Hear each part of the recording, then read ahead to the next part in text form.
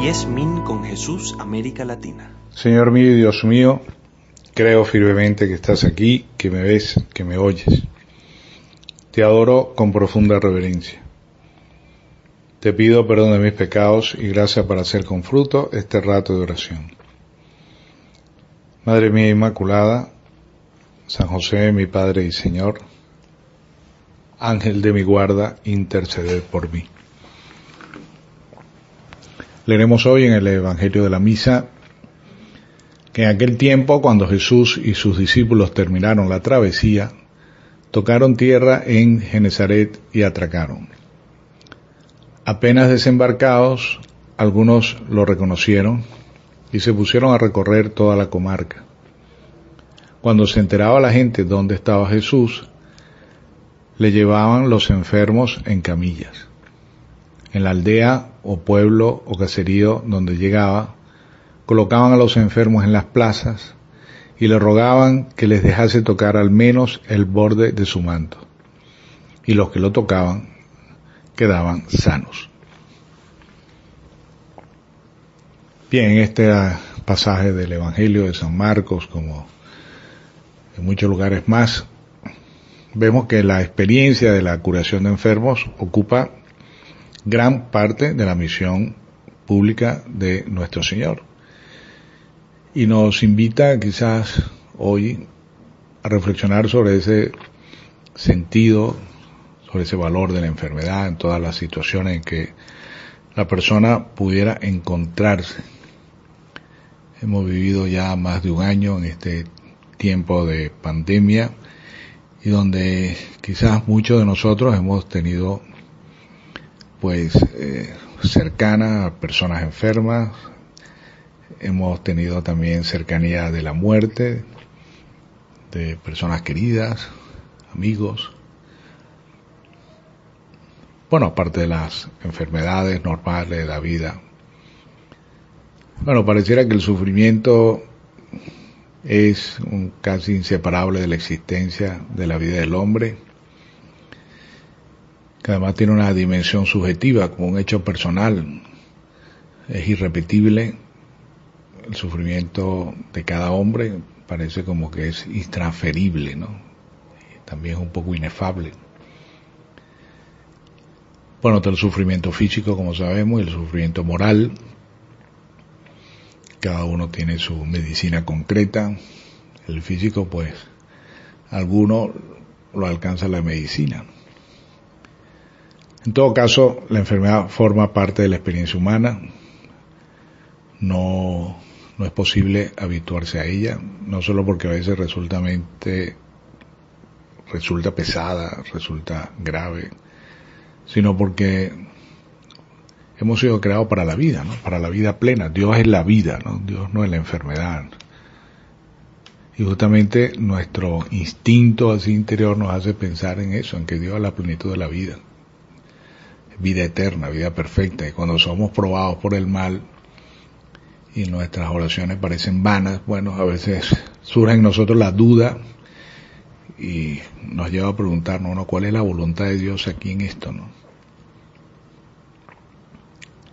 Bueno, el Evangelio nos ofrece una respuesta precisamente a ese interrogante. El Señor viene a curar los males. En otro pasaje del Evangelio nos dice que Jesús recorría toda la Galilea, enseñando en su sinagoga, proclamando la buena nueva del reino y curando toda enfermedad y toda dolencia en el pueblo. Confirma el Señor con los milagros la doctrina que enseñaba. Bien, el Señor no deja lugar a dudas. Dios, que Él es ese rostro de Dios revelado, es el Dios de la vida, nos libra de todo mal. Los signos de este poder suyo de amor son pues esas curaciones que realiza. Muestra que el reino de Dios está cerca y esas curaciones son signos, no se quedan en sí mismas, sino que guían hacia el mensaje de Cristo, nos guían hacia Dios, nos dan a entender que la verdadera y más profunda enfermedad del hombre es la ausencia de Dios, que es fuente de verdad y de amor. Y solo la reconciliación con Dios puede darnos la verdadera curación, la verdadera vida, porque pues una vida sin amor y sin verdad pues no merece ser vivida, ¿no? y no sería vida. Y el reino de Dios es precisamente esa presencia de la verdad, del amor, es curación en la profundidad de nuestro ser. Por eso quizás se comprenda por qué la predicación de Jesús y las curaciones que realizaba pues siempre están como unidas, ¿no? Forman como un único mensaje de esperanza y de salvación. Hoy en día igualmente es así, a pesar de las grandes y múltiples conquistas de la ciencia médica. Bueno, el sufrimiento interior y físico de las personas pues sí nos pone frente a interrogantes sobre el sentido de la enfermedad, del dolor que decíamos antes, sobre el porqué de la muerte. Son preguntas siempre existenciales y que pues la Iglesia y desde la fe procura responder. Procuramos responder solo teniendo ante nuestros ojos a Jesús crucificado, en el que se manifiesta todo ese misterio salvífico de Dios Padre, que por amor a los hombres no perdonó a su propio Hijo. Pues la enfermedad y la muerte pues son realidades de las que no se puede escapar. Ambas son más bien etapas de nuestro caminar en la tierra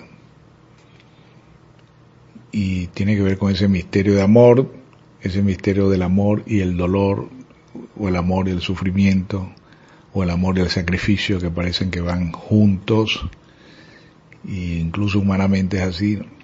No hay amor sin sacrificio, ¿no? Un amor sin sacrificio pues que nos echan otro cuento, eso no existe, ¿no?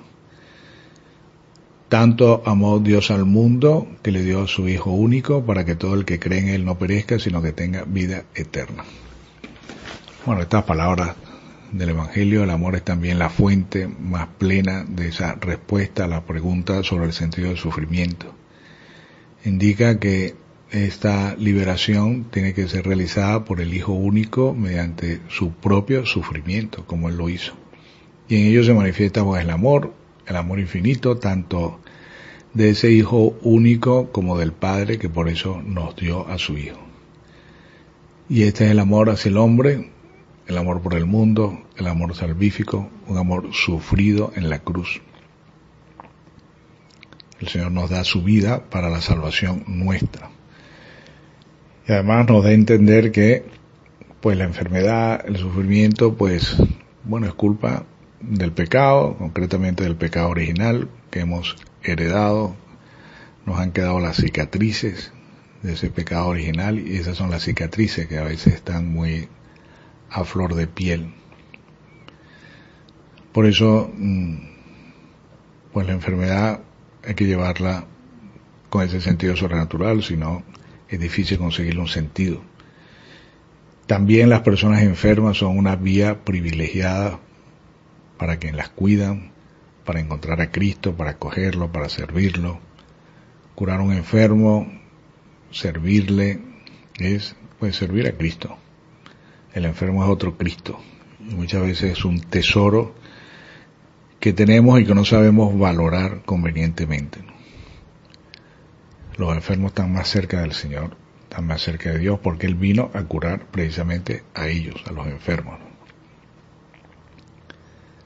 Acudir a la Virgen también, ella que es Salus Infirmorum, salud de los enfermos, para que nos ayude a los que alguna vez tengamos que atender a un enfermo, hacerlo con una pues gran sentido sobrenatural, con gran caridad sobrenatural y humana. Cuidarlo como los cuidarían nuestras madres, ¿no?, a esa persona enferma. Y le pedimos también que ruegue por todos los enfermos en este momento. Te doy gracias, Dios mío, por los buenos propósitos, afectos e inspiraciones que me has comunicado en esta meditación. Te pido ayuda para ponerlos por obra.